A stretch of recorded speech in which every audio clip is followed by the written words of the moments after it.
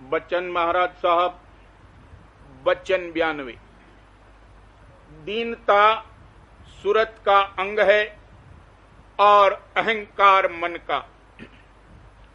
सूरत अंतर के अंतर शब्द से मिली हुई और उसकी तरफ मुतवज्जह है और मन अपने ही नुक्ते पर घूमता है और बाहर की तरफ रुजू है।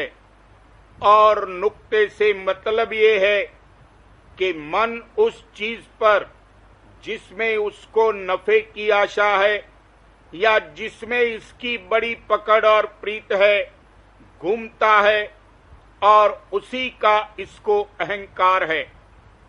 चूंकि इन दोनों के असली स्वभाव ये हैं, इस वास्ते इनकी आपस में मुखालिफत है। देखा जाता है कि जो शख्स बड़ा अहंकारी, शेखीबाज, अकड़कर चलने वाला है या कोई दिखावे का काम करता है तो लोग उसको नापसंद करते हैं और ख्वामख्वाह तबीयत चाहती है कि किसी तरह इसका अहंकार झाड़ा जावे। वजह यह है कि इस अंग से सूरत को जाती नफरत है तो जाहिर है कि उसके अंशी यानी मालिक को भी इस अंग से मुखालिफत और नफरत होगी। और जबकि सब कोई दीनता को पसंद करते हैं, इसी तरह मालिक को भी दीनता पसंद होगी। इस वास्ते मालिक की यही मौज है कि जिस तरह हो सके इस मन का आपा रेता जावे। इस मतलब से हमेशा मन के ऊपर ताड़ मार होती रहती है और कांचा कांची बराबर जारी रहती है, क्योंकि जब तक मन का आपा नहीं टूटेगा और दीनता न आवेगी तब तक सूरत का शब्द से मेल नहीं होगा और मालिक का दीदार प्राप्त न होगा। सो ये कार्रवाई मालिक की खास दया से भरी हुई है, लेकिन जीवों को बुरी मालूम होती है, जैसा कि इस मिसाल से जाहिर होगा। एक पिंजरा ऐसा ख्याल करो कि उसमें कई ऊपर तले के दर्जे हैं और हर एक ऊपर का दर्जा नीचे के दर्जे से ज्यादा बेहतर और आरामदेह है। अब अगर सबसे नीचे के दर्जे में कोई परंद, मसलन एक तोता हो, और उसको ऊपर के दर्जे में ले जाना चाहें तो उसको कोंचा जाता है और वो उसके फायदे के वास्ते है। इसी तरह इस जिस्म में दर्जे हैं और मन ऊपर चढ़ाने के लिए कोंचा जाता है।